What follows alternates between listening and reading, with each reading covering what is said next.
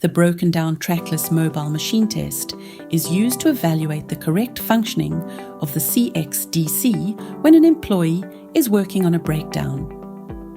During this test, interventions from the CxD system will be applied to all test vehicles. The pedestrian warning system, simulating the employee, is placed under Test Vehicle 2 and is obscured from Test Vehicle 1.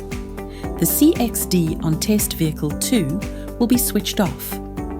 Test Vehicle 1 will approach the pedestrian warning system at 5, 10 and 15 km per hour.